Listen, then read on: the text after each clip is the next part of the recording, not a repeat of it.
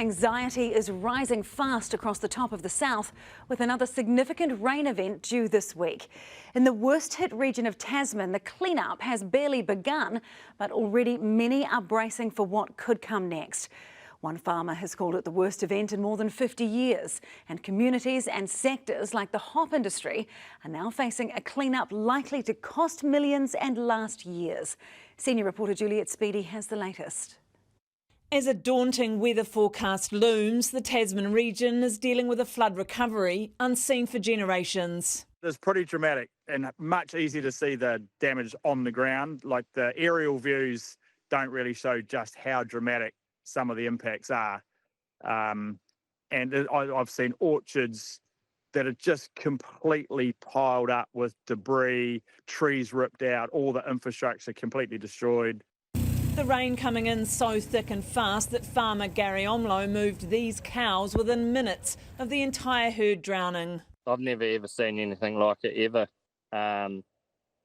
Not only since I've been farming in Tapwera, but in my life. Land is eroded, businesses' fences destroyed, millions of dollars of damage to roading and bridges alone. That farm's been in our family for 90 years and for 4 generations, and there's only been 2 or 3 events that have come anywhere near this. This is certainly the biggest in my memory. A lot of people have, this is probably the most significant event that's happened to their property in their lifetimes. The last time some of these areas were hit this badly is kind of 50 years ago. A lot of farms, of course, have got silt and water in their paddocks, fences down, but the roading network is the key one for us that we need to maintain to give people access to their homes and businesses and actually get people moving again. Nelson's vital hop industry taking a major hit.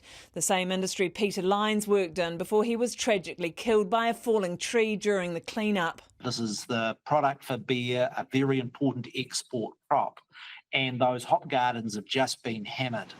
The reason they've been so adversely affected is that it is those silty plains adjacent to river where the hops do very well. That industry is going to have a long and hard recovery.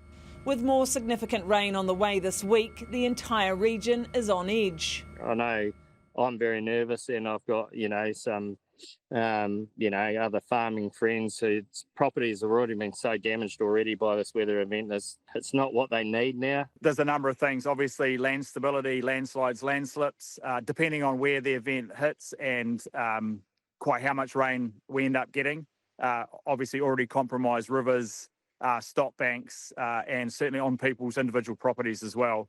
Areas that might have already been damaged that now present a greater risk if there's more rain. So it's quite widespread, the risks that come with another rainfall event so soon after this one. There's certainly a lot of stress out there. Calls are growing for proper rain radars in the region. So that remains a plea for government for us to be able to get a rain radar, because it would enable us to better manage both the emergency response, but also where we can send our road and those sorts of emergency crews. Now councils across the 3 regions are hard at work, both trying to get the roads open, but also to mitigate what might come next. One of our overriding problems, Juliet, is we have just had so much rain this year. Nearly 800 millimetres, where we would normally have about 500 at this time of the year.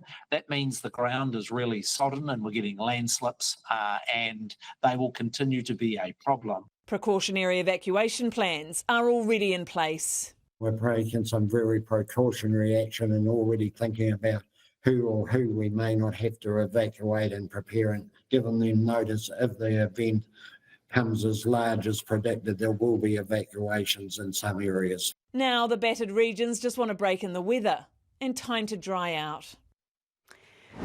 Well, OK, Juliet, the government today announcing more help for the region.